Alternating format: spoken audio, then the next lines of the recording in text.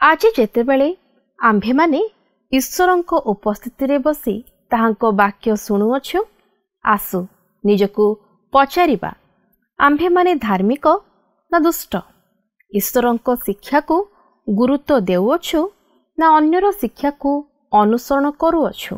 जीसुंको मधुर वाक्य चला पथे साजे दीप आमरी चरण अलिभा आलोक देई जीवनर प्रतिपदे जीवनर प्रतिपदे बढ़ाए से सत्य पथ प्रदर्शिका से जे पथ प्रदर्शिका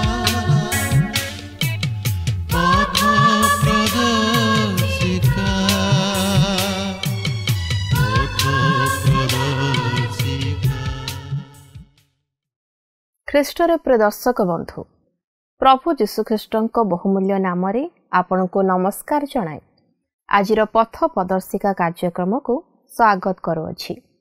गत पाठरे आम्भे माने जहा शिक्षा कलु विश्वास करू आपण माने समस्ते उपकृत होइथिबे। नियमित ए कार्यक्रम देखु थांतु व आम्भ मानक सहित फोन रे जोगाजोग जारी रखि थांतु। प्रभु निश्चय आशीर्वाद करिबे। आपण मानक मध्यरु जदि केही ए पर्यंत आमको फोन करि पारि नाहंती तेबे आजी आम सहित जोगाजोग करंतु। आमे आपणको फोन कॉल रो अपेक्षा रे अछु।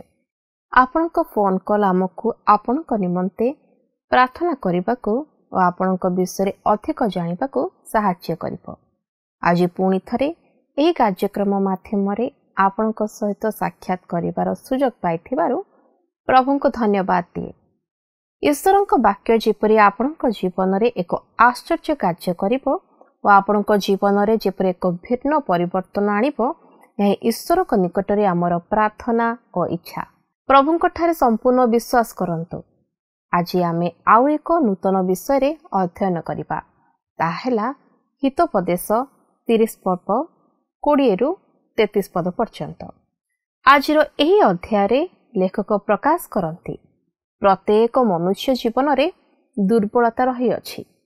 के निजर पाप अन्य माने जानतु बोली चाहती नहीं, तेणु निजर दोष दुर्बलता को प्रकाश करने को पछ घुंचा दियंती।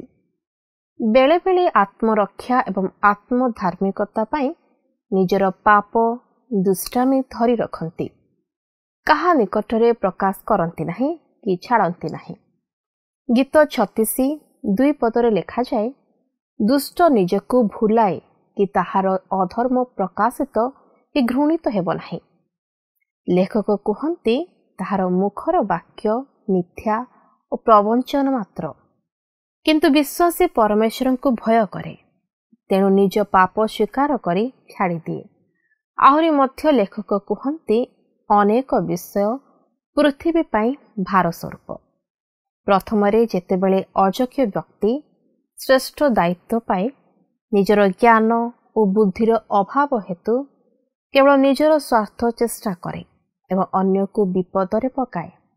द्वितीय मूढ़ जेते खाइले मध्य ताहार उदर परितृप्त हुए नहीं, ताहा पाई उदर ही ताहार देवता। तृतीय घूर्ण्य स्त्री जे विवाह पसंद करे नहीं, किंतु वेश्यावृत्ति रे अपवित्र होई पतित हुए देश को दुष्टतारे परिपूर्ण करे। चतुर्थरे दासी जे निज कर्तिर अधिकार पाए। मूर्खता जदि उच्च पदरे स्थापित हुए एवं ज्ञान नीच स्थान को जाए ताले समस्त नष्ट हो। आहरी मध्य लेखक 4 प्राणी विषय लिखती, पिंपुड़ी, साफन, पंगपाल और झिटिपिटी।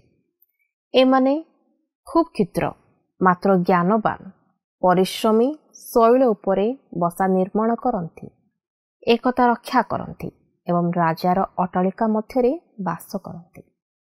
आसंतु ए विषय अधिक शिक्षा करने पूर्व गोटे भक्तिमूलक गीत शुणा। जगतर सुख सबु अटे दिदिनिया तथापि बुझुनु काहे हेउ अमानिया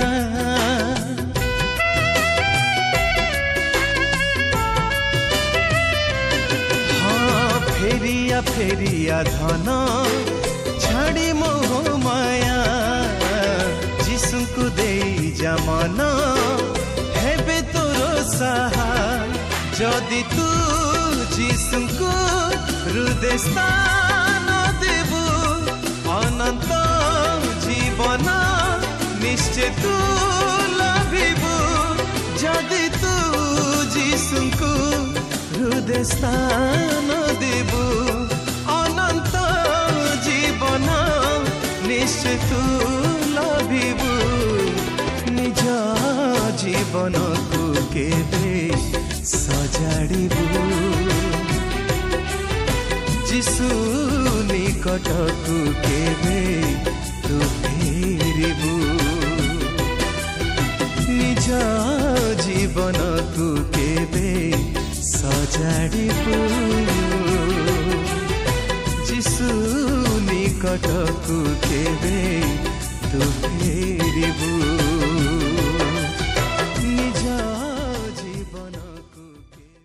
आसतु वर्तमान आम प्रभुंर वाक्य मध्य को जावा।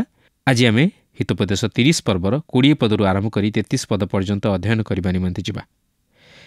30 पर्वर 20 पदरे एहिपरि लेखा अछि, सही प्रकार व्यभिचारिणी स्त्रीर गति से खाई मुह पोछि दिए और कहे आमे किछि अधर्म करिनाहु। आमे ए प्रकार एक समय बास करुछु जो समय कि यही समस्त घटुअछि।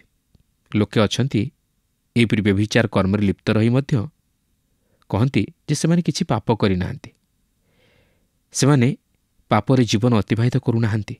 मात्र ईश्वरଙ୍କ वाक्य कहे व्यभिचार हेउछि पाप और ईश्वर ताहांक वाक्यरे जहाँ प्रकाश करती ताहा अपरिवर्तनीय। ता केबे हेले भूल हुए नाही कि ईश्वर ताहांकर मन बदलांती नाही। ईश्वर जानती जे आम्भमानकर वंशधर केउपरि पाप करिवे और तेणुकरी से एही हितोपदेश पुस्तकरे से सबु प्रकाश कर दै अछंती। प्रिय बंधु, प्रकृति देखिबाकू गले एहिपरि व्यभिचार कौन आजिर एही मनुष्य समाज रे घटु नाही किंतु ताहा मानिबाकू केही प्रस्तुत नुहंती कि ताहा पाप बोली स्वीकार करिबाकू केही राजी नुहंती। मात्र ईश्वरଙ୍କ वाक्य कहे व्यभिचार हेउछि पाप और जो माने ताहा करंती से माने ईश्वरଙ୍କ द्वारा विचारित हेबे। तेणु आसु एथिप्रति सतर्क हेउ और सेही पाप सबुकू ख्रीष्ट जीशुଙ୍କ निकटरे स्वीकार करी तहिरू उद्धार पाइबा निमंते चेष्टा करू। निजर जीवन को तथा निजर परिवार को ध्वंस मुखरू रक्षा करू। यापर 30 पर्वर 21 और 22 पदरे एहिपरि लेखा अछि, 3 कथार भाररे पृथ्वी कंपित हुए, पुणी 4 कथार भाररे मध्य ताहा से सही पारे नाही। राजत्व प्राप्त दासर भार और आहार परितृप्त मूढ़र भार, विवाह हेबा घृण्य स्त्रीर भार, पुणी आपणा कर्त्रीर उत्तराधिकारिणी दासीर भार। प्रथमरे राजत्व प्राप्त दासर भार। एही राजा थिले जारोब्याम, जे कि जणे दास थिले और इस्राएलर उत्तर राज्यर प्रथम राजा होइतिले। यापर द्वितीय लेखा अछि, आहार परितृप्त मूढ़र भार। यह सेही मूर्ख धनीर निदर्शन स्वरूप जहाँक विषय नहीं प्रभु जीशु दृष्टांत छଳରେ प्रकाश करती, जे कि बड़ बड़ अमार सबू तोड़ीथिला। वास्तव में से धनी थिबा हेतु अति आमोद प्रमोदरे और अति आडंबरे कालातिपात करुथिला। से जणे मूर्ख थिला और भोजन पान रे व्यस्त रहुथिला। यापर तृतीय विषयटी होछि विवाह हेबा घृण्य स्त्रीर भार। या उपरे कोनोसी मतामत देबा आवश्यक नाही। आमे प्रत्येक ताहा जाणु जे जेतेबेले जणे घृण्य स्त्री विवाह करे सेतेबेले लोकमानक मनरे कि प्रकार भाव जागृत हुए। यापर चतुर्थरे आपणा कर्त्रीर उत्तराधिकारिणी दासीर भार। बेले बेले मध्य देखा जाए जे जणे दरिद्र व्यक्ति हठात धनी हो जाए, किंतु एपरि कोनोसी व्यक्ति नाही जे कि एही प्रकार व्यक्ति अपेक्षा अधिक उद्धत बा दाम्भिक अटे। साधारणतः देखा जाए जे जो माने छोटरू बड़ होइथांती सेमानक जीवन रे दाम्भिकता बा अहंकार भाव परिलक्षित हुए। सेमाने निजको अति महान बोली भावंती। तेबे मु कहूनाई जे समस्ते से प्रकार, मात्र अधिकांश क्षेत्र रे यह परिलक्षित हुए। वर्तमान आमे एक चिड़ियाखाना मध्य को जिबा और सेठारे केतक प्राणी मानकु लक्ष्य करिबा। ପ୍ରାଣୀମାନଙ୍କର ମଧ୍ୟ ଆମମାନଙ୍କ ଜୀବନ ନିମନ୍ତେ ଯେ କିଛି ସମ୍ବାଦ ରହିଅଛି ତାହା କ'ଣ ଆପଣ ଜାଣନ୍ତି? ଈଶ୍ୱର ତାହାଙ୍କର ଅନେକ ଅଭିମତ ନେଇ ସେମାନଙ୍କୁ ସୃଷ୍ଟି କରିଅଛନ୍ତି। ତନ୍ମଧ୍ୟରୁ ଏକ ଅଭିମତ ହେଉଛି ଆମମାନଙ୍କୁ କିଛି ସମ୍ବାଦ ଦେବା ନିମନ୍ତେ। 30 ପର୍ବର 24 ପଦରେ ଲେଖା ଅଛି, ଚାରି ପ୍ରାଣୀ ପୃଥିବୀରେ ସାନ, ମାତ୍ର ଅତିଶୟ ଜ୍ଞାନବାନ। ଈଶ୍ୱର କହନ୍ତି ଆମମାନେ ପ୍ରାଣୀ ଜଗତରୁ ମଧ୍ୟ କିଛି ଶିକ୍ଷା ଗ୍ରହଣ କରିପାରିବା। ପ୍ରଥମ ଦଳଟି ଅତି କ୍ଷୁଦ୍ର ପ୍ରାଣୀ। ପ୍ରକୃତରେ ପ୍ରଥମଟି ହେଉଛି ଏକ କୀଟ, ଯାହାକି ପିମ୍ପୁଡ଼ି। ସେହି ସାନ ପିମ୍ପୁଡ଼ିଠାରୁ ମଧ୍ୟ ମନୁଷ୍ୟର ଅନେକ କିଛି ଶିକ୍ଷା ଗ୍ରହଣ କରିବାକୁ ଅଛି। ଦେଖନ୍ତୁ 25 ପଦରେ ଏହିପରି ଲେଖା ଅଛି, ପିମ୍ପୁଡ଼ିଗଣ ଦୁର୍ବଳ ଜାତି, ତଥାପି ଗ୍ରୀଷ୍ମକାଳରେ ଆହାର ସଞ୍ଚୟ କରନ୍ତି। ଏଠାରେ ଆମେ ଦେଖୁଛୁ ପିମ୍ପୁଡ଼ିକୁ ମଧ୍ୟ ପ୍ରକାଶ କରାଯାଇଅଛି। ଆମେ ଦେଖୁ ପିମ୍ପୁଡ଼ି ଅତି କ୍ଷୁଦ୍ର ତଥା ଦୁର୍ବଳ ଜାତି ହେଲେ ମଧ୍ୟ ସେମାନେ ବୁଦ୍ଧିମାନ ଓ ଆମେ ମଧ୍ୟ ସେମାନଙ୍କଠାରୁ କିଛି ଶିକ୍ଷା କରିପାରିବା। ଆମେ ଏଥିପୂର୍ବରୁ ହିତୋପଦେଶ 6 ପର୍ବର 6ରୁ 8 ପଦ ମଧ୍ୟରେ ଲକ୍ଷ୍ୟ କରିସାରିଛୁ ଯେ ସେଠାରେ ଏହିପରି ଲେଖା ଅଛି, ହେ ଅଳସୁଆ, ତୁମେ ପିମ୍ପୁଡ଼ି ପାଖକୁ ଯାଅ, ତାହାର କ୍ରିୟା ବିବେଚନା କର ଓ ଜ୍ଞାନୀ ହୁଅ। ତାର ବିଚାରକର୍ତ୍ତା କି ଅଧ୍ୟକ୍ଷ କି ପ୍ରଭୁ କେହି ନଥିଲେ ହେଁ ସେ ଗ୍ରୀଷ୍ମକାଳରେ ଆପଣା ଖାଦ୍ୟ ପ୍ରସ୍ତୁତ କରଇ, ପୁଣି ଫସଲ ସମୟରେ ଆହାର ସଞ୍ଚୟ କରଇ। ଆପଣ ଦେଖନ୍ତୁ ପିମ୍ପୁଡ଼ିଗଣ ସଦାବେଳେ ଆହାର ସଞ୍ଚୟ କରନ୍ତି। ସେମାନେ ସଦାସର୍ବଦା ଆହାର ସଞ୍ଚୟ କରିବାରେ ବ୍ୟସ୍ତ ରୁହନ୍ତି। ଏପରିକି ଏକ ଛୋଟ ପିମ୍ପୁଡ଼ି ତାହାଠାରୁ ବଡ଼ ଏକ ଗହମ ଦାନାକୁ ମଧ୍ୟ ଉଠାଇ ନେଇଯାଏ। ସେମାନଙ୍କ ଜୀବନରେ ଆଳସ୍ୟତା ନଥାଏ। ସେମାନେ ଫସଲ ସମୟରେ ଆହାର ସଞ୍ଚୟ କରିବାରେ ଲାଗିପଡ଼ନ୍ତି। ଭବିଷ୍ୟତ ନିମନ୍ତେ ଭୌତିକ ବିଷୟ ସବୁକୁ ସଞ୍ଚୟ ତଥା ପ୍ରସ୍ତୁତ କରି ରଖିବାରେ ପିମ୍ପୁଡ଼ି ହେଉଛି ଆମମାନଙ୍କ ପ୍ରତି ଏକ ଜ୍ଞାନବାନର ଉଦାହରଣ। କେତେକ ଲୋକ ଭାବନ୍ତି ଯେ ଖ୍ରୀଷ୍ଟ ବିଶ୍ୱାସୀମାନେ ସେମାନଙ୍କର ଭବିଷ୍ୟ ନିଧି ନିମନ୍ତେ ଯୋଜନା କରିବା ଉଚିତ ନୁହେଁ, ମାତ୍ର ସେମାନେ ସେମାନଙ୍କର ଭବିଷ୍ୟତ ନିମନ୍ତେ ପ୍ରଭୁଙ୍କ ଉପରେ ନିର୍ଭର ରଖିବା ଉଚିତ। କିନ୍ତୁ ପ୍ରିୟ ବନ୍ଧୁ, ଆମମାନଙ୍କୁ ଯାହା ସବୁ ଦିଆଯାଇଅଛି ଓ ଆମମାନଙ୍କ ପ୍ରତି ଯେଉଁ ସମସ୍ତ ସୁବିଧା ସୁଯୋଗ ଯୋଗାଇ ଦିଆଯାଇଅଛି ସେହି ସମସ୍ତର ସଦ୍ବ୍ୟବହାର କରିବା ଉଚିତ। ଯଦି ପ୍ରଭୁ ଆମମାନଙ୍କର ଭବିଷ୍ୟତ ନିମନ୍ତେ ଚିନ୍ତା କରି ଆମମାନଙ୍କୁ ବାସ ବସ୍ତ୍ର ଆହାରରେ ପୂର୍ଣ୍ଣ କରି ରଖିଅଛନ୍ତି, ତାହେଲେ ସମ୍ଭବ ହେଲେ ଆମ୍ଭେମାନେ ମଧ୍ୟ ତହିଁରୁ ଆମ୍ଭମାନଙ୍କର ଭବିଷ୍ୟତ ନିମନ୍ତେ କିଛି ସଞ୍ଚୟ କରି ରଖିବା ଉଚିତ, ଯେପରି ଏହା ଆବଶ୍ୟକ ସମୟରେ କାର୍ଯ୍ୟରେ ଲାଗିପାରେ। ଆମ୍ଭେମାନେ ଆମ୍ଭମାନଙ୍କ ପ୍ରିୟଜନମାନଙ୍କ ଭବିଷ୍ୟତ ନିମନ୍ତେ କିଛି ସଞ୍ଚୟ କରି ରଖିବା ଉଚିତ। ତାହା ହିଁ ପିମ୍ପୁଡ଼ି ଆମମାନଙ୍କୁ ଶିକ୍ଷା ଦିଏ। ସେ ଫସଲ ସମୟରେ ଆହାର ସଞ୍ଚୟ କରି ତାହାର ଭବିଷ୍ୟତ ନିମନ୍ତେ କିଛି ରଖିଥାଏ। ଏଠାରେ ମଧ୍ୟ ଆମକୁ ଏକ ଚମତ୍କାର ତଥା ନିଗୂଢ଼ ଶିକ୍ଷା ମିଳେ। ଅନେକ ଲୋକ ଅଛନ୍ତି ଯେଉଁମାନେ କି ମୃତ୍ୟୁର ପରବର୍ତ୍ତୀ ଜୀବନ ନିମନ୍ତେ କୌଣସି ପ୍ରକାର ଆୟୋଜନ କରନ୍ତି ନାହିଁ। ସେମାନେ କେବଳ ସେମାନଙ୍କର ସମାଧି କ୍ରିୟା ନିମନ୍ତେ କିଛି ଆୟୋଜନ କରିଥାନ୍ତି, ମାତ୍ର ସେମାନଙ୍କର ସେହି ଅନନ୍ତ ରାଜ୍ୟ ନିମନ୍ତେ କୌଣସି ଆୟୋଜନ କରିନଥାନ୍ତି। କିନ୍ତୁ ଆମ୍ଭେମାନେ ଜାଣି ରଖିବା ଉଚିତ ଯେ ଏହି ଜଗତରେ ଆମମାନଙ୍କର ସମୟସୀମା ଅତି ଅଳ୍ପ ଓ ଏହି ଜଗତ ଆମମାନଙ୍କର ଚିରସ୍ଥାୟୀ ବାସ ନୁହେଁ। ଆମମାନଙ୍କର ଚିରସ୍ଥାୟୀ ବାସ ସ୍ୱର୍ଗରେ। ଏହି ଜଗତ ଛାଡ଼ିବା ପରେ ଆମ୍ଭମାନଙ୍କୁ ଏକ ଅନନ୍ତ ରାଜ୍ୟରେ ପ୍ରବେଶ କରିବାକୁ ଅଛି। କିନ୍ତୁ ଆମ୍ଭେମାନେ ସେହି ଅନନ୍ତ ରାଜ୍ୟ ନିମନ୍ତେ କ'ଣ କିଛି ଆୟୋଜନ କରିଛୁ? କି ପ୍ରକାର ପ୍ରସ୍ତୁତିର ଯୋଜନା କରୁଛୁ? ଆମମାନେ କେବଳ ଶରୀରର ଯତ୍ନ ନେଉଛୁ ନା ଆତ୍ମାର ଯତ୍ନ ନେଉଛୁ? ଆତ୍ମାକୁ ଅବହେଳା କରି କେବଳ ଶରୀର ନିମନ୍ତେ ଚିନ୍ତିତ ହେବା କ'ଣ ଆମମାନଙ୍କ ନିମନ୍ତେ ମୂର୍ଖତାର ବିଷୟ ନୁହେଁ କି? ସେହି ଅନନ୍ତ ରାଜ୍ୟ ନିମନ୍ତେ କୌଣସି ପ୍ରକାର ଆୟୋଜନ ନ କରିବା କ'ଣ ମୂର୍ଖାମିର ବିଷୟ ନୁହେଁ କି? ଆଜି ଅନେକ କେବଳ ଏହି ଜଗତରେ ଧନ ସଞ୍ଚୟ କରିବାରେ ବ୍ୟସ୍ତ ରୁହନ୍ତି, ମାତ୍ର ସେମାନେ ସେହି ଅନନ୍ତ ଜୀବନ ନିମନ୍ତେ ଧନ ସଞ୍ଚୟ କରିବା ନିମନ୍ତେ କୌଣସି ପଦକ୍ଷେପ ନିଅନ୍ତି ନାହିଁ। ହଁ, ଏହି ଜଗତରେ ଧନୀ ହେବା ବା ଧନ ସଞ୍ଚୟ କରିବା କିଛି ଭୁଲ ନୁହେଁ, ମାତ୍ର ଏହି ଜଗତର ଧନ ଆମ୍ଭମାନଙ୍କୁ ଈଶ୍ୱରଙ୍କ ରାଜ୍ୟର ଅଧିକାରୀ କରାଇପାରେ ନା। ଏଥିନିମନ୍ତେ ଆତ୍ମିକ ଧନର ଆବଶ୍ୟକତା ଅଛି, ଯାହାକି ଆତ୍ମାକୁ ସୁରକ୍ଷା ଦେଇପାରେ। ମାଥ୍ୟୁ 6 ପର୍ବର 19ରୁ 20 ପଦରେ ଲେଖା ଅଛି, ଯେଉଁଠାରେ କୀଟ ଓ କଳଙ୍କ କ୍ଷୟ କରେ, ପୁଣି ଚୋରମାନେ ସିନ୍ଧି କାଟି ଚୋରି କରନ୍ତି, ଏପରି ପୃଥିବୀରେ ଆପଣା ଆପଣା ନିମନ୍ତେ ଧନ ସଞ୍ଚୟ କର ନାହିଁ। ମାତ୍ର ଯେଉଁଠାରେ କୀଟ ଓ କଳଙ୍କ କ୍ଷୟ ନ କରେ ଏବଂ ଚୋରମାନେ ସିନ୍ଧି କାଟି ଚୋରି ନ କରନ୍ତି, ଏପରି ସ୍ୱର୍ଗରେ ଆପଣା ଆପଣା ନିମନ୍ତେ ଧନ ସଞ୍ଚୟ କର। ହାଦ୍ରିଆନ୍ ନାମକ ରୋମର ଜଣେ ଦୁଷ୍ଟ ସମ୍ରାଟ ମରିବାକୁ ଯାଉଥିବା ସମୟରେ ଏହିପରି କହିଲେ, ଏହି ମସ୍ତକ ନିମନ୍ତେ ଆଉ ମୁକୁଟର ଆବଶ୍ୟକ ନାହିଁ, ଏହି ଚକ୍ଷୁଦ୍ୱୟ ନିମନ୍ତେ ଆଉ କିଛି ସୌନ୍ଦର୍ଯ୍ୟର ବିଷୟ ନାହିଁ, ଏହି କର୍ଣ୍ଣଦ୍ୱୟ ନିମନ୍ତେ ଆଉ ସଙ୍ଗୀତର ଆବଶ୍ୟକ ନାହିଁ ଓ ଏହି ପେଟ ନିମନ୍ତେ ଆଉ ଖାଦ୍ୟର ଆବଶ୍ୟକ ନାହିଁ। ମାତ୍ର ମୋର ଆତ୍ମା, ହେ ମୋର ଆତ୍ମା, ତୁମ୍ଭର ହେବା ନିମନ୍ତେ ଆଉ କ'ଣ ଅଛି?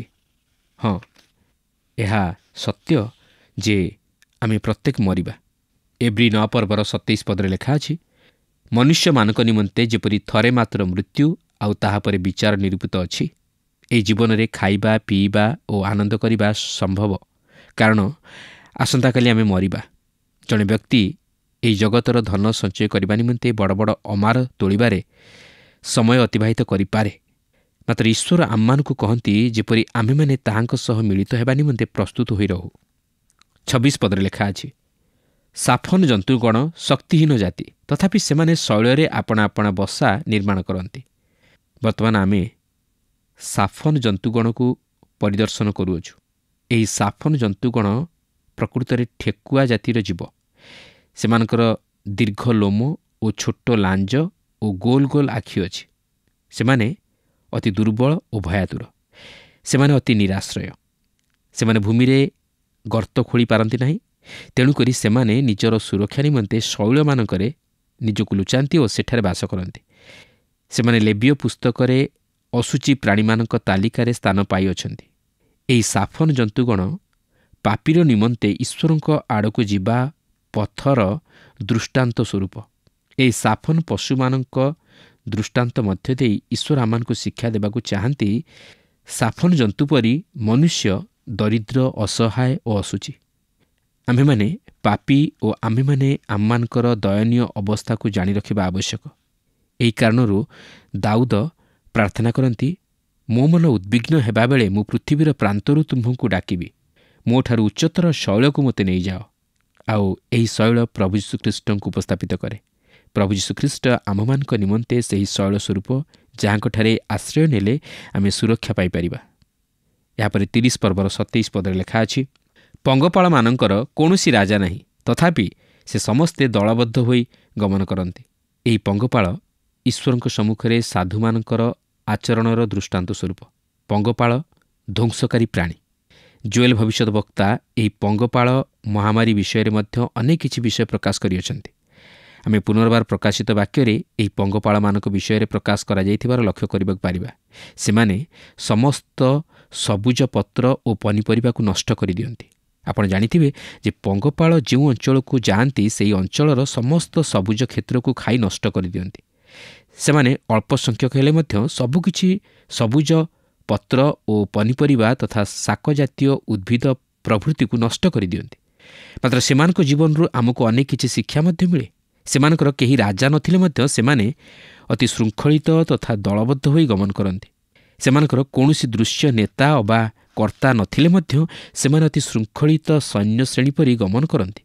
ସେମାନେ ଏତେ ଦୂର ଶୃଙ୍ଖଳାବଦ୍ଧ ହୋଇ ଗମନ କରନ୍ତି, ସତେ ଯେପରି ସେମାନେ ଏକ ସ୍ୱତନ୍ତ୍ର ଶିକ୍ଷା ଓ ଦୃଢ଼ ଶୃଙ୍ଖଳାର ଅଧୀନରେ ପରିଚାଳିତ ହୋଇ ଆକ୍ରମଣ କରିବା ନିମନ୍ତେ ଆଗେଇ ଯାଆନ୍ତି। ତେବେ ଖ୍ରୀଷ୍ଟ ବିଶ୍ୱାସୀମାନଙ୍କ ପ୍ରତି ସେମାନେ ଏକ ଦୃଷ୍ଟାନ୍ତ ସ୍ୱରୂପ।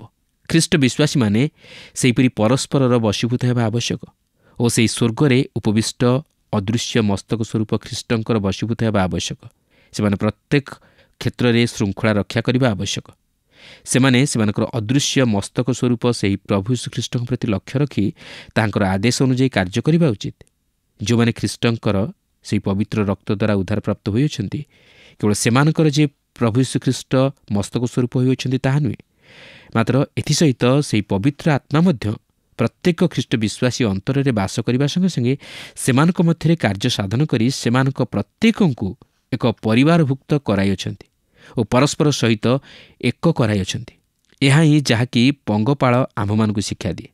କାରଣ ଖ୍ରୀଷ୍ଟ ମଣ୍ଡଳୀର ମସ୍ତକ ସ୍ୱରୂପ ଓ ପ୍ରତ୍ୟେକ ଖ୍ରୀଷ୍ଟ ବିଶ୍ୱାସୀ ସେହି ମଣ୍ଡଳୀ ରୂପ ଶରୀରର ଅଂଶ ବିଶେଷ, ଏକ ଏକ ଅଙ୍ଗ ରୂପେ ସଂଯୁକ୍ତ ଓ ଖ୍ରୀଷ୍ଟଙ୍କଠାରେ ଏକ ଶରୀର ରୂପେ ସଂଯୁକ୍ତ। 30 ପର୍ବର 28 ପଦରେ ଲେଖା ଅଛି, ପୁଣି ମାଙ୍କଡ଼ସା ହସ୍ତ ଦ୍ୱାରା ଧରେ, ତଥାପି ସେ ରାଜାର ଅଟ୍ଟାଳିକାରେ ଥାଏ। ଏଠାରେ ମାଙ୍କଡ଼ସାକୁ ଝିଟିପିଟି ବୋଲି ଭାଷାନ୍ତର କରାଯାଏ। ଆଉ ଦେଖନ୍ତୁ, ଝିଟିପିଟି ହସ୍ତ ଦ୍ୱାରା ଧରେ, ମାତ୍ର ସେ ରାଜାର ଅଟ୍ଟାଳିକାରେ ପ୍ରବେଶ କରିବାର ସୁଯୋଗ ପାଇଥାଏ। ସେ ରାଜାର ଅଟ୍ଟାଳିକା ମଧ୍ୟରେ ବାସ କରେ। ଏହାର ହସ୍ତ ଛଡ଼ା ଅନ୍ୟ କୌଣସି ଉପାୟ ନାହିଁ। ସେ ସେହି ହସ୍ତ ଉପରେ ନିର୍ଭର କରି ବଞ୍ଚି ରହିଥାଏ ଓ ଯାତାୟାତ କରେ। ସେ ଯଦିଓ ସେହି ହସ୍ତରେ ଘରର ଛାତ ବା କାନ୍ଥ ଉପରେ ଚାଲେ, ମାତ୍ର ତଳେ ପଡ଼ିଯାଏ ନାହିଁ। ଏହା ଆମ୍ଭମାନଙ୍କୁ ବିଶ୍ୱାସ ବିଷୟରେ ଶିକ୍ଷା ଦିଏ। ଯେଉଁ ବିଶ୍ୱାସ କି ଈଶ୍ୱରଙ୍କ ପ୍ରତିଜ୍ଞା ସମୂହକୁ ଧରି ରଖେ, ଏ ସେହି ବିଶ୍ୱାସ ଯାହାକି ସେହି ସ୍ୱର୍ଗରେ ପ୍ରବେଶ କରେ। आम्भेमाने जे ईश्वरको सन्तान एही विषय ईश्वरको आत्मा निजे आम्भमानको आत्मा सहित जे साक्ष्य बहन करती एही घटनाको एही विश्वास धरी रखे। यह सेही विश्वास जहाँकि प्रकाश करे, कारण जे तुमମାନଙ୍କ अंतରରେ उत्तम कार्य आरंभ करिअछन्ति से ख्रीष्ट यीशुଙ୍କ दिन पर्यंत ताहा साधन करी सिद्ध करिवे, यह तो मु दृढ़ रूपे विश्वास करे, जहाँकि फिलिपियो 1:6 लेखा अछि। वर्तमान आमे द्वितीय दल मध्यକୁ आसिबा। देखନ୍ତୁ हितोपदेश 30:29 और 30 पदरे एहीपरि लेखा अछि, 3 प्राणी सुंदर रूपे गमन करती, पुणी 4 प्राणी सुंदर रूपे गमन करती। पशुमानक मध्यरे विक्रमी सिंह काहा सम्मुखरू फेरे नाही। आपण जानिथिबे सिंह सीधा सड़क जाए आक्रमण करे, मात्र से लुचि छपि जाए नाही और से काहाकु मध्य भय करे नाही। से काहार सम्मुखासम्मुखी हेबा पई भय करे नाही, कारण से पशुमानक मध्यरे राजा। ख्रीष्ट विश्वासी तार विश्वास रे सेहीपरि दृढ़ रहिबा आवश्यक। से तार विश्वास रे सेहीपरि बलवान हेबा आवश्यक। मोर चिंताधारा रे प्रेरित पाउल समस्या तथा ताड़नार सम्मुखीन हेले मध्य तांकर विश्वास रे अटल रहिथिले। सेथिपई प्रेरित 20:24 पदरे से एहीपरि कहନ୍ତି, किंतु मु जेपरि मोहर निरूपित पथर शेष पर्यंत दौड़ी पारे आउ ईश्वरଙ୍କ अनुग्रहर सुसमाचार पक्षरे साक्ष्य देबा निमंते जो सेवार कार्य प्रभु यीशुଙ୍କଠାରୁ पाइअछि ताहा संपूर्ण करिपारे, एथिपाई मु आपणा प्राणको प्रिय ज्ञान न करी ताहा नगण्य मने करूअछि। क्रमवेलଙ୍କ विषय कह जाए जे से जड़े निर्भीक व्यक्ति थिले। जितेबाला ताहांकु पचरागला जे से एडे निर्भीक हेले काहींकि, सेतेबाला से उत्तर देले, मु शिक्षा करिअछि जे जितेबाला आपण ईश्वर को भय करती सेतेबाला आपण कौनसी मनुष्य को भय करिवे नाही। सेनानायक स्टोनवाल जैक्सन जड़े ख्रीष्ट विश्वासी सेनानायक कॉक्स द्वारा एक नाम प्राप्त होइतिले, कारण दिने युद्ध क्षेत्र में सेनानायक कॉक्स लोक माने पछघुंचा देवाकू प्रस्तुत हेबारु सेनानायक जैक्सन आड़क दृष्टि करी तांकर लोक मानकू कहिले, जैक्सन को देख, से एक पत्थर कांथ परी छिड़ा हुई अछि, से होछि स्टोनवाल। वास्तव में से सिंह परी अति साहसिक तथा निर्भीक थिले। ठीक सेहीपरि ख्रीष्ट विश्वासी मानकर आचरण हेबा उचित। से विश्वास रे आगेइबा उचित। से विश्वास योद्धा हेबा उचित। यापर परवर्ती पशु को आमे देखिबाकू पारिबा, आउ से होछि युद्धाश्व। 30 पर्वर 31 पदरे एहीपरि लेखा अछि, युद्धाश्व छाग और राजा जहा विरुद्धे केही उठे नाही। देखंतु ख्रीष्ट विश्वासी एहीपरि युद्धाश्व परि निजर अंटा भिड़ी सम्मुखरे थिबा सेही बाजीरूप फल को लक्ष्य करी धैर्यर सहित से दौड़े दौड़ा उचित। एब्री 12 पर्वर प्रथम 2 पदरे लेखा अछि, अतएव एड़े बृहत मेघतुल्य साक्षी मान द्वारा परिवेष्टित हेबारु आस आमे माने प्रत्येक भार और सहजरे बेष्टनकारी पाप परित्याग करी विश्वासर नेता और सिद्धिदाता यीशु को लक्ष्य करी धैर्य सहकारे आम्भमानक गंतव्य पथरे धावमान हेउ। एही पदरे आउ एक पशु विषय उल्लेख होइअछि, से होछि छाग बा छेली। साधारणतः छेली माने उच्च स्थान रे चढ़िबा निमंते बा सोइबा निमंते भल पाती और जो गुड़िक पार्वत्य अंचल देखा जाती सेगुड़िक पहाड़र शिखर रे चढ़ी सेठारे बास करती। से सही पहाड़र शिखर रे निजको सुरक्षित मन करे और निजे सुख अनुभव करे। तेणु एठारे आमको मध्य शिक्षा मिले, जो ख्रीष्ट विश्वासी हबकुकंक परी उच्च स्थान रे यातायात करे, अर्थात आत्मिक जीवन रे उच्चतर सोपान रे जीवन यापन करे, से क्लेशर समय रे आनंद अनुभव करने निमंते समर्थ होता है। हबकुक 3 पर्वर 17-19 पदरे एपरि लेखा अछि, कारण यद्यपि डिम्बुरी वृक्ष पुष्पित नोहिब किंवा द्राक्षालतारे फल न धरिब, जित वृक्ष फल न फलिब और क्षेत्र खाद्यद्रव्य उत्पन्न न करिब, खुआड़ू मेषपल उच्छिन्न हेब आउ गोठरे गोरुपल नथिब, तथापि मु सदाप्रभुଙ୍କ ठारे आनंद करिबि, मु आपणा त्राणर परमेश्वरଙ୍କ ठारे उल्लास करिबि।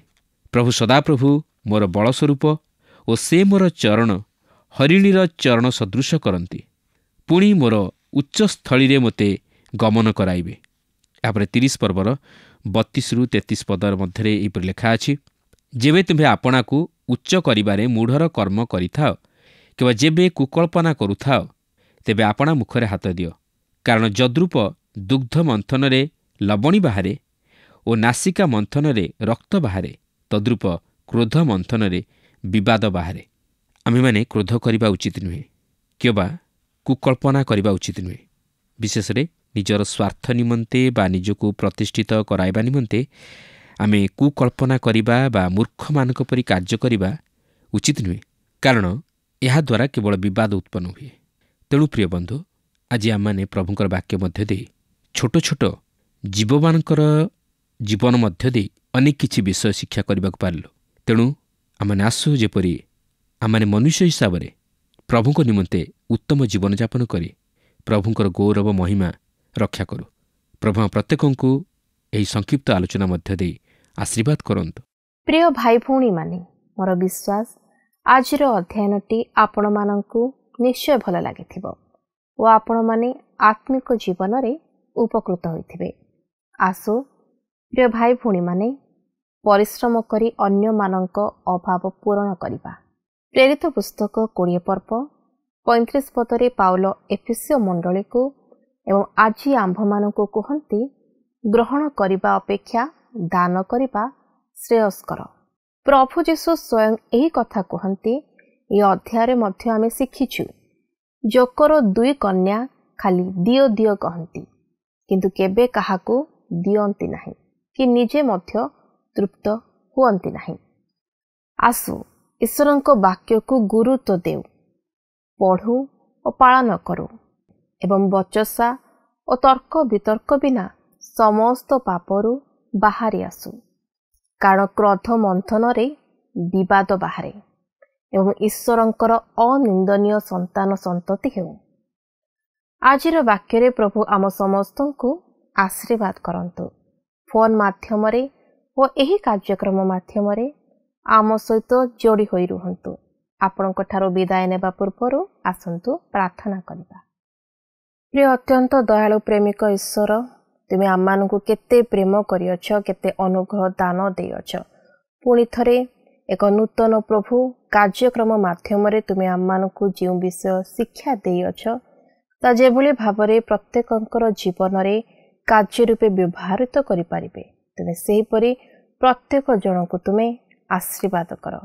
ପ୍ରିୟ ପ୍ରେମିକ ଈଶ୍ୱର, ହଁ ପ୍ରଭୁ, ତୁମେ କହିଅଛ ପ୍ରଭୁ, ଯେଭଳି ଭାବରେ ପ୍ରତ୍ୟେକ ଜଣଙ୍କର କିଛି ନା କିଛି ପ୍ରଭୁ ଦୁର୍ବଳତା ରହିଅଛି। ହଁ ପ୍ରଭୁ, ଯେଉଁ ବ୍ୟକ୍ତି ନିଜର ଦୁର୍ବଳତାକୁ ପ୍ରଭୁ ସ୍ୱୀକାର କରି ଛାଡ଼ଇ ତୁମେ ତାହାକୁ ଆଶୀର୍ବାଦ କରିବ। ହଁ ପ୍ରଭୁ, ଯେଉଁ କୌଣସି ପ୍ରଭୁ ବିଷୟ ରହିଅଛି ଯାହା ନିଜ ଜୀବନକୁ ପ୍ରଭୁ କଷ୍ଟ ଦେଇଅଛି କି କୌଣସି ଅଜାଣତରେ ପାପ କରିଅଛି ପ୍ରଭୁ, କିନ୍ତୁ ତୁମେ ସବୁ ବିଷୟରେ ପ୍ରଭୁ ନିଜକୁ ଆମମାନେ ଯେଭଳି ଭାବରେ ତୁମକୁ ଠାରେ ପ୍ରଭୁ ନିଜ ପାପକୁ ସ୍ୱୀକାର କରିପାରିବୁ ଏବଂ ତୁମେ ପ୍ରଭୁ କହିଅଛ ପ୍ରତ୍ୟେକ ଜଣକୁ ତୁମେ ପାପ ଯିଏ ସ୍ୱୀକାର କରି ଛାଡ଼ଇ ତୁମେ ତାହାଙ୍କୁ ଆଶୀର୍ବାଦ କରିବ। ସେଭଳି ଭାବରେ ପ୍ରତ୍ୟେକ ଜଣକୁ ତୁମେ ପ୍ରଭୁ ସେମାନଙ୍କର ସମସ୍ତ ପାପରୁ ସମସ୍ତଙ୍କୁ ପ୍ରଭୁ ତୁମେ କ୍ଷମା କର। ପ୍ରାର୍ଥନା ତୁମେ ଶୁଣିଅଛ ଓ ଉତ୍ତରକୁ ଦେଇଅଛ ବୋଲି ବିଶ୍ୱାସ କରି ପ୍ରଭୁ ଯୀଶୁ ଖ୍ରୀଷ୍ଟଙ୍କ ନାମରେ ମାଗୁଅଛି, ଆମେନ୍। ଗତ ପ୍ରଶ୍ନର ଉତ୍ତରଟି ହେଲା ଡି ଈଶ୍ୱରୀୟ। ଆଜିର ପ୍ରଶ୍ନଟି ହେଉଛି, କେଉଁମାନେ ଦୁର୍ବଳ ଜାତି ହେଲେ ମଧ୍ୟ ଗ୍ରୀଷ୍ମ କାଳରେ ଆହାର ସଞ୍ଚୟ କରନ୍ତି? ଏ ପିମ୍ପୁଡ଼ି, ବି ମନୁଷ୍ୟ, ସି ରାଜା, ଡି ଶାସକ।